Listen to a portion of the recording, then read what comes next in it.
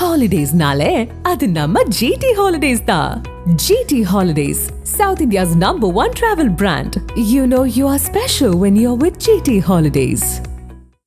தல்லாக்குளம் எலும்பு roast, market mutton நெஞ்சு chops, Simmakkal வெங்காய குடல், விளக்குத்தூண் ஜிகிர்தண்டான்னு மதுரை உணவுகளை சாப்பிட பாண்டி பஜார் பசும்பொன் ரெஸ்டாரண்ட்டுக்கு வாங்க. நல்ல வெரைட்டியா ருசியா சாப்பிடலாம். எனக்கு விஜய் டிவியில் நிறைய ஃபேஸ் பண்ணியிருக்கேன். யாருன்னே தெரியாது. அவங்கள பற்றி எனக்கு தெரியாதா? அவங்களோட நான் வேலை நீ என்னோட வேலையை செய்யலையே. பொதுவாக ஒரு ஆக்ட்ரஸ் அப்படின்னா வந்து ஒரு கவர்ச்சி பொருளா இல்லைனா வந்து ஒரு பொம்மையாக தான் பார்ப்பாங்க. நல்லா இருக்காப்பா, அவன் செம்மையாக இருக்கா, செம்ம ஸ்ட்ரக்சரே சூப்பர் அப்படின்னு தான் பார்ப்பாங்க. என்ன எப்படி பார்க்குறாங்கன்னா, நம்ம வீட்டு பொண்ணு. ரீசெண்டாக வந்து ஒரு விஷயம் நடந்துச்சு. யாரோ வந்து எனக்கு கால் பண்ணாங்க. கால் பண்ணி இந்த மாதிரி உங்களுடைய ப்ரொஃபைல் வந்து எனக்கு வந்திருக்கு, என்ன விஷயம் சொல்லுங்கள் அப்படின்னும் போது அவங்க அப்ரோச் பண்ண விதம் வந்து தப்பான ஒரு விஷயமா இருந்துச்சு. நிறைய த்ரெட் வரும். நீ வந்து இதுக்கப்புறம் இன்ஸ்டாகிராம்லேயே இருக்கக்கூடாது, நீ இனிமேல் மீடியாலே இருக்கக்கூடாது, நான் வந்து உன்னை நிறைய மார்ஃபிங்லாம் பண்ணி நான் வந்து உன்னோட ஃபோட்டோஸ்லாம் ரிலீஸ் பண்ணுவேன்.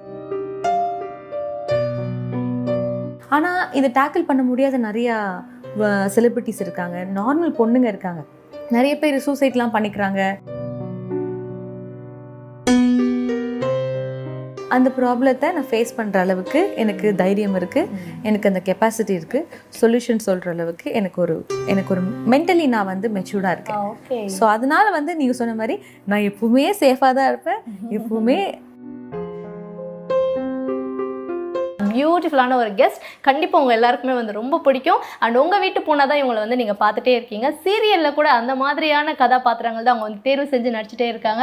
எஸ், பியூட்டிஃபுல் அண்ட் கார்ஜியஸான சித்ரா நம்ம கூட வந்து இருக்காங்க. ஹாய் சித்ரா. ஹாய், எப்படி இருக்கீங்க? நல்லா இருக்கேன். நிறைய விஷயங்கள் நீங்கள் வந்து ஃபேஸ் பண்ணி எல்லாத்தையும் தாண்டி அடுத்தடுத்த ஸ்டெப் நான் போய் ஆகணுன்ற மாதிரி பண்ணிட்டு இருக்கீங்க. That's really good. உங்களுக்கு என்ன வேணுமோ அதை நோக்கி நீங்கள் போயிட்டு இருக்க மாதிரி கரெக்டாக இருக்கா? அதான் நான் எல்லா இடத்துலையுமே சொல்கிறது ஒரு விஷயந்தான். நிறைய டாக்ஸ் வரும், நிறைய ரூமர்ஸ் வரும். இப்போது ரீசெண்டாக நம்ம ஃபெமிலியர் ஆகும்போது கூட நிறைய விஷயம் நம்மளுக்கு வரும். யாருன்னே தெரியாது. எனக்கு விஜய் டிவியில் நிறைய ஃபேஸ் பண்ணியிருக்கேன். யாருன்னே தெரியாது. அவங்கள பற்றி எனக்கு தெரியாதா? அவங்களோட நான் வேலை நீ என்னோட வேலையை செய்யலையே. ஸோ இந்த மாதிரி நிறைய ரூமர்ஸ் வரும், நிறைய விஷயம் வரும். அதெல்லாம் கண்டுக்கவே கூடாது. நம்மளோட நோக்கம் என்ன, அந்த இலக்கு நோக்கி நம்ம போயிட்டே இருந்தோம்னா நம்ம வந்து கரெக்டான ஒரு இது கிடைக்கும். நிறைய பேர் ஃபீல் பண்ணுவாங்க, இப்போ நேற்று வந்தவங்கெல்லாம் பெரிய ஆள் ஆயிட்டாங்க, இவங்க பேர் என்னால் பெரிய ஆளே ஆக முடியல அப்படின்னு நிறைய பேர் ஃபீல் பண்ணுவாங்க. அப்படி ஃபீலே பண்ண தேவையில்லை. படிப்படியாக முன்னேறது தான் வெற்றி. எடுத்த உடனே ஃபர்ஸ்ட் ரேங்குக்கு போகிறது வந்து வெற்றி கிடையாது என்னை பொறுத்த வரைக்கும். அதனால் நான் படிப்படியாக முன்னேறிட்டு இருக்கேன். அதனால எனக்கு ஒரு சரியான வெற்றி கிடைக்க போகுது அப்படின்னு நான் ஒரு ஃபீல் பண்ணுறேன். டெஃபினெட்லி. ஆக்சுவலி சித்ரா வந்து ஒரு சக்ஸஸ்ஃபுல்லான ஆங்கராக இருந்து இப்போ ஒரு சக்ஸஸ்ஃபுல்லான ஆர்டிஸ்டாக இருக்கிறதுல நிறைய பேருக்கு சந்தோஷமாக இருக்குது. நீங்கள் சொன்னீங்களே நிறைய பேர் பேக் பைட்டிங் பண்ணுறாங்கட்டு, அதே மாதிரி நிறைய பேருக்கு ஒரு ஹாப்பினஸும் இருக்குது சித்ரா. ஸோ நிறைய பேரோடைய ஃபீலிங் அது எனக்கு ரொம்ப சந்தோஷத்தை கொடுத்தது. பொதுவாக ஒரு ஆக்ட்ரஸ் அப்படின்னா வந்து ஒரு கவர்ச்சி பொருளா இல்லைனா வந்து ஒரு பொம்மையாக தான் பார்ப்பாங்க. நல்லா இருக்காப்பா, அவன் செம்மையாக இருக்கா, செம்ம ஸ்ட்ரக்சரே சூப்பர் அப்படின்னு தான் பார்ப்பாங்க. என்ன எப்படி பார்க்குறாங்கன்னா, நம்ம வீட்டு பொண்ணு. நான் ஒரு போஸ்ட் ஒன்று போட்டிருந்தேன், நீங்கள் கூட பார்த்துருப்பீங்க இன்ஸ்டாகிராமில். From audience to Vijay TV Vijay அவார்ட்ஸில் நாமினேஷன் ஃபார் பெஸ்ட் ஆக்ட்ரஸ் அப்படின்னு நான் போட்டிருந்தேன் ஒரு போஸ்ட் ஒன்று. அது எனக்கு ஒரு ஒன் ஆஃப் த ஃபேன் தான் ஷேர் பண்ணாங்க. அதுக்கு கீழே நிறைய கமெண்ட்ஸ் என்னென்னா, நீங்கள் வந்து வெற்றி அடைகிறது வந்து ஏதோ என் தங்கச்சி, ஏதோ எங்கள் வீட்டு பொண்ணு, ஏதோ என்னோட பொண்ணு வெற்றி அடைகிற மாதிரி ஒரு ஃபீலிங் கொடுக்குது. ஸோ நீங்கள் வந்து ஒன் ஆஃப் த எங்கள் வீட்டில் ஒருத்தவங்களாயிட்டீங்க. ஸோ இந்த மாதிரி ஒரு டாக் வரும்போது அவங்களால தப்பு சொல்ல முடியாது. அதட்டலாம், அவங்களுக்கு ரைட்ஸ் இருக்கிற மாதிரி இருக்கும். ஏன் நீ இப்படி பண்ண, ஏன் இப்படி பண்ணக்கூடாது அப்படின்னு அவங்களுக்கு அந்த ரைட்ஸ் இருக்கிற மாதிரி இருக்குமே தவிர்த்து தப்பு சொல்ல முடியாது. ஸோ அந்த மாதிரி ஒரு சேஃபான ஒரு ஜோன்ல இருக்குன்றதுல எனக்கு ரொம்ப சந்தோஷம். ஏன்னா எங்கள் வீட்டில் அக்செப்ட் பண்ணல மீடியாவில் வர்றதுக்கு, எந்த விதமான ஒரு சப்போர்ட்டுமே இல்லை. இப்போது இவ்வளோ தூரம் வந்திருக்கேன்னா அதுக்கு யாரோட ரெஃபரன்ஸ் கிடையாது, இவங்க மூலமாக தான் நான் போனேன் அப்படின்னு எந்த ஒரு சப்போர்ட் எதுவுமே கிடையாது. இவங்கள பார்த்து அட்மையர் ஆகி தான் நான் இப்படி அந்த மாதிரி எந்த ஒரு விஷயமே இல்லை. நிறைய பேர் பார்த்துருப்பேன், நிறைய பேர் பிடிச்சிருக்கோம், பட் இவங்களால தான் நான் வந்தேன் அப்படின்னு யாரையுமே என்னால் சொல்ல முடியாது. தன்னிச்சையாக வந்தேன், தன்னிச்சையாக அப்படி இருக்கிற அப்படின்னு நான் சொல்லலாம். நடிப்பே வேணாம்னு சொல்லிட்டு இருந்தாங்க, எப்படி நடிப்புக்குள்ளே போனீங்க அப்படின்னு கேட்டேன். அந்த ஆசை எப்படி வந்தது? நடிப்புக்குள்ளே என்னை தள்ளி விட்டது வந்து ராதிகா ஷாத்குமார் மேடம் தான். நான் மக்கள் டிவியில் ஆங்கர் பண்ணும்போது அவங்க சன் டிவியில் சின்ன பாப்பா பெரிய பாப்பா கூப்பிட்டாங்க. ஸோ அவங்க அவ்வளோ பெரிய ஆள் கூப்பிடுறாங்கன்னும் போது சூப்பர், ரொம்ப சேஃபாக இருக்கும் அப்படின்னு சொல்லிட்டு நான் சன் டிவிக்கு வந்துட்டேன், மக்கள் டிவிலேருந்து. ஸோ அப்படி தான் நான் நடிப்புக்குள்ளே வந்தேன். நான் பாண்டியன் ஸ்டோர் பண்ணுறதுக்கு முன்னாடி செம்ம நாட்டியாக செம்ம ஜாலியாக எல்லாருமே பிடிச்சி கலாய்ச்சிட்டு அப்படி இருந்தேன். இப்போ வந்து அப்படியே சாதாரணமாக அப்படிங்களா அந்த ரோலாகவே மாறிட்டாங்க. அப்படியே என்ன ரொம்ப அடக்கமாயிடுச்சு. நல்ல குவாலிட்டி தானே அது.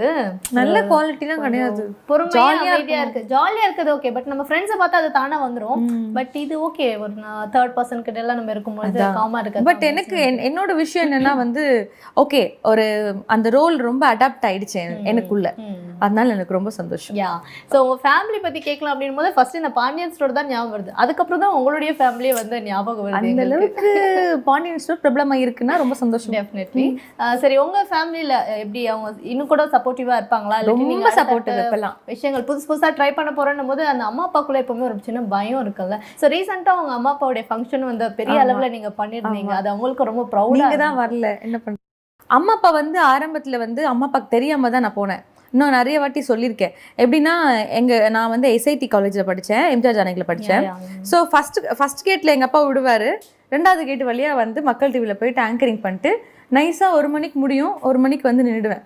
அந்த மாதிரி டிவில பார்க்க மாட்டாங்களா? நான் வீட்டில் டிவியில் அதுதான் ஆக்சுவலி வந்து சுவாரஸ்யமான விஷயமே. கரெக்டாக மக்கள் டிவியில் வந்து நான் ஆங்கரிங் பண்ணிட்டு இருப்பேன். அது பார்க்கணுன்னு எனக்கு ரொம்ப ஆசை. ஆனால் கரெக்டாக எங்கள் அம்மா வருவாங்க, வந்து கிராஸ் ஆவாங்க. அந்த நேரத்தில் டப்புன்னு மாற்றிடுவேன். கொஞ்சம் போங்க, அது கொஞ்சம் கொண்டு வாங்களேன், இது கொண்டு வாங்கலன்னு திருப்பி அமுச்சு விட்டுருவேன். அந்த டைமில் பார்ப்பேன். ஸோ அப்படி பார்த்து அப்படி என்ஜாய் பண்ணிட்டு இருந்தேன். ஒரு கட்டத்தில் தெரிஞ்சிருச்சு. அப்புறம் வீட்டில் அடிலாம் வாங்கி சம்மதம்லாம் வாங்கி அம்மா அப்பா 2 பேருமே கூட வர ஆரம்பிச்சாங்க ஒரு ஷூட்டுக்குமே. அப்புறம் புரிஞ்சிருச்சு, இதுதான் ஷூட்டு, இப்படி தான் இருக்கும், சேஃபாக இருக்குது, ஓகே நம்ம பொண்ணு வந்து வேலை செய்யறதுக்கான ஒரு நல்ல ஒரு ஃபீல்டு இது அப்படின்னு அவங்க அமுச்சு விட்டாங்க. இப்போ படிச்சு முடிச்சிட்டோமே, அதை எதுலையாவது நம்ம யூஸ் பண்ணணுன்ற மாதிரி. இப்போ எப்படியோ வந்து முல்லைன்னு ஒரு வருஷம் 2 வருஷம் சொல்லுவாங்களா, அதுக்கப்புறம் ஐயோ வந்து ஓகேப்பா அந்த பொண்ணு வேண்டாம் அப்படின்னு சொல்லுவாங்க இல்லையா. அந்த டைம்ல நான் போயிட்டு ஒரு கிளினிக் வச்சிருவேன். முல்லையே யாராவது வேணான்னு சொல்லுவாங்களா? முல்லையை விடுங்க, சித்ராவை யாராவது வேணான்னு சொல்லுவாங்களா? அப்படி வேணான்னு சொல்லும் போது போயிட்டு ஒரு கிளினிக் வச்சிருவேன், டாக்டர் ஆயிடுவீங்க. சூப்பர், நல்ல. இப்போ ஒரு சைக்காலஜிஸ்ட், நம்ம MSc ஹோல்டர், ஸோ சைக்காலஜிஸ்ட் தான். இன்னும் PhD படிச்சேன்னா நம்ம டாக்டர். ஏய் சூப்பர், யா நல்லா தான் இருக்கு. டாக்டர் சித்ரா. ஆமா, நைஸ். மென்டல் டாக்டர் சித்ரான்னு வேற சொல்லுவாங்க, பாத்துக்கோங்க. ஆமா, அது வேற. சில பேர் உங்ககிட்ட வந்து கொஞ்சம் ஸ்டூபிடா மேபி யோசிப்பாங்க. இப்ப நான் என்ன யோசிக்கிறேன்றது வந்து இல்ல சொல்வீங்களா அப்படின்லாம் கேட்டிருப்பாங்க. நீங்க என்ன படிச்சிருக்கீங்கன்னு கேட்பாங்க. நீ படிச்சிருக்கீங்களா அப்படின்னு கேட்பாங்க. என்னங்க என்ன பார்த்தா படிச்சிருக்கமே தெரியலையா? நான் சைக்காலஜி படிச்சிருக்கேன், MSc வரைக்கும் படிச்சிருக்கேன். அப்படியா? என் மூஞ்சி பார்த்து என்னன்னு சொல்லுங்க, நான் எப்படின்னு சொல்லுங்க அப்படின்வாங்க. இல்ல ஆக்சுவலி வந்து சைக்காலஜில இருக்கு. உருவத்தை பார்த்து அவங்களோட கேரக்டர் வந்து நம்ம அனலைஸ் பண்ணலாம், அவங்கள அப்சர்வ் பண்ணி அனலைஸ் பண்ணலாம், அவங்களோட ஐபால் மூமெண்ட்டை வச்சு அனலைஸ் பண்ணலாம். பட் சொல்லலாம், அதுக்குன்னு நான் என்ன பண்ணுவேன், இது நான் எப்படிப்பட்ட ஆர்ட் சொல்லுங்க அப்படின்னு சொல்லுவேன். இப்போ என்ன யோசிச்சுட்டு இருக்க சொல்லுங்க பாப்போம்வாங்க. அதுதான் வந்து ஷாக்கிங்கான ஒரு விஷயம். சித்ரா கூட நம்ம வந்து நிறைய விஷயங்கள் பேசியாச்சு. இப்போ வந்து ஒரு சின்னதா ரிஃப்ரெஷ்மெண்ட் அவங்களுக்கும் நமக்குமே அது நல்லா இருக்கும் அப்படின்னு நான் ஃபீல் பண்றேன். ஒரு ஆங்கரை கெஸ்டா கூப்பிடக்கூடாதுன்னு நிறைய வாட்டி நான் உங்களுக்கு சொல்லியிருக்கேன். இது வந்து ஒரு நல்ல எக்ஸ்பீரியன்ஸ். கமான், உங்களை வெற்றி செய்யும் தருணம். நான் கொஞ்சம் லிப் ரீடிங்லாம் நல்லா தான் பண்ணுவேன். அப்படியா? பாக்குறீங்களா? ரெடியா? போலாமா? நான் ஒரு கழுதை. வாயை திறந்து பேசு. நான் ஒரு கழுதை. பொறுமையா சொல்லுங்க.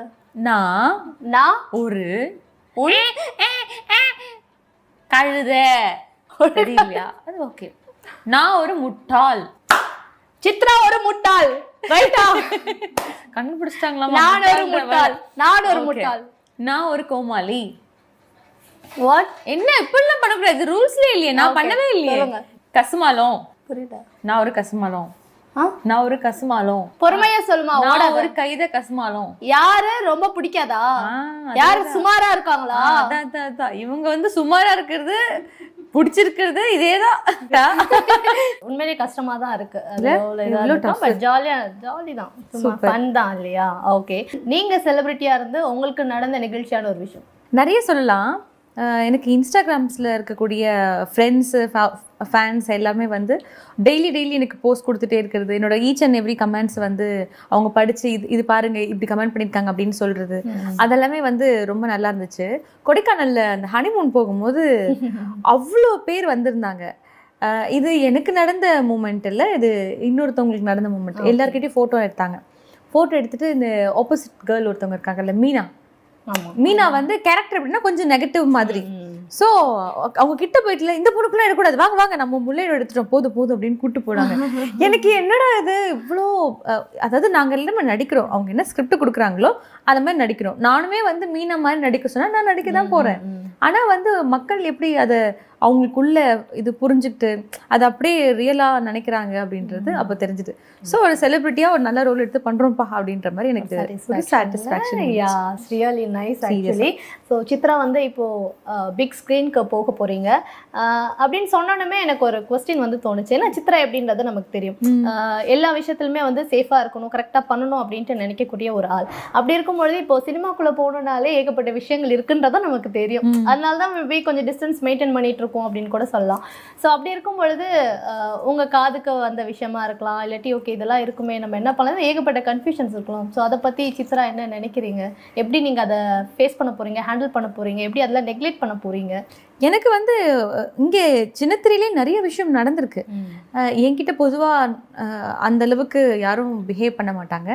அப்படியே பிஹேவ் பண்ணாலுமே அதுக்கு ஒரு சொல்யூஷன் நான் கொடுத்துருவேன்.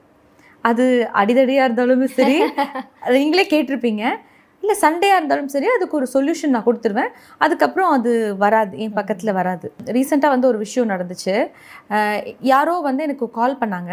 கால் பண்ணி இந்த மாதிரி உங்களுடைய ப்ரொஃபைல் வந்து எனக்கு வந்திருக்கு அப்படி இப்படின்னு சொல்லிட்டு எனக்கு கால் பண்ணாங்க. என்ன விஷயம் சொல்லுங்கள் அப்படின்னும் போது அவங்க அப்ரோச் பண்ண விதம் வந்து தப்பான ஒரு விஷயமா இருந்துச்சு. எனக்கு அதுக்கு என்ன பதில் சொல்கிறதுன்னு தெரியல. எனக்கு ரொம்ப கோவம் வந்துருச்சு. உடனே நான் போயிட்டு கம்ப்ளைண்ட் பண்ணிட்டேன், போலீஸில் போயிட்டு கம்ப்ளைண்ட் பண்ணிவிட்டேன், கமிஷனர் ஆஃபீஸில் போய் கம்ப்ளைண்ட் பண்ணிட்டேன் நான். ஸோ இந்த மாதிரி நிறைய அனானிமஸ் எனக்கு வந்துட்டே தான் இருக்குது. இது ஆப்வியஸாக மீடியாவில் இருக்கவங்களுக்கு நிறையா வரும். அப்புறம் ப்ரொஃபைல் ஹேக் பண்ணிவிடுவாங்க. என் ப்ரொஃபைல்லேருந்து மற்றவங்களுக்கு நான் அனுப்பின மாதிரி மெசேஜ் போவோம். அந்த மாதிரி நிறைய த்ரெட் வரும். நீ வந்து இதுக்கப்புறம் இன்ஸ்டாகிராம்லேயே இருக்கக்கூடாது, நீ இனிமேல் மீடியாலே இருக்கக்கூடாது, நான் வந்து உன்னை நிறைய மார்ஃபிங்லாம் பண்ணி நான் வந்து உன்னோட ஃபோட்டோஸ்லாம் ரிலீஸ் பண்ணுவேன், நீங்கள் என்ன வேணால் பண்ணிக்கோங்க, முதல்ல நீங்கள் யார், இந்த மாதிரி கேள்வியெல்லாம் உருவாகும். அவங்க யாருன்னு நம்மளுக்கே தெரியாது. இதை நான் வந்து கமிஷனர் ஆஃபீஸில் போயிட்டு கம்ப்ளைண்ட் பண்ணும்போது அது யார் அப்படின்னு பார்த்தேன்னா தர்மபுரியில் இருக்க ஏதோ ஒரு +2 படிக்கிற பையன். ஓகே, அவங்க வீட்டுக்கு தெரியாமல் இதை பண்ணுறான். இது எனக்கு மட்டும் இல்லை, இப்போ நான் செலிப்ரிட்டியாக இருக்கேன், ப்ளஸ் என்னோட பேக்ரவுண்ட் வந்து போலீஸ் பேக்ரவுண்ட்றதால நான் போயிட்டு இதை ஈஸியாக வந்து டேக்கிள் பண்ணிட்டேன். ஆனால் இதை டேக்கிள் பண்ண முடியாத நிறையா செலிப்ரிட்டிஸ் இருக்காங்க, நார்மல் பொண்ணுங்க இருக்காங்க, நிறைய பேர் சூசைட்லாம் பண்ணிக்கிறாங்க. இப்போ பொள்ளாச்சியில் நடந்த விஷயம் இது எல்லாத்தையுமே கனெக்ட் பண்ணி பார்த்திங்கன்னா சின்ன சின்ன பசங்க இதை பண்ணுறாங்க. சோஷியல் மீடியாவில் அவங்களுக்கு எப்படி இவ்வளோ சுதந்திரம் கிடச்சிதுன்னு எனக்கு தெரியல. ரொம்ப ஈஸியாக எனக்கு பார்க்குறேன். நான் சென்னையில் இருக்கேன், யாருன்னே தெரியாது என்ன அவங்களுக்கு. ஓகேங்களா, மேபி என்னை டிவியில் பார்த்து அப்படி தெரிஞ்சுக்கலாம். எனக்கு பர்சனலாக யாருன்னே தெரியாது.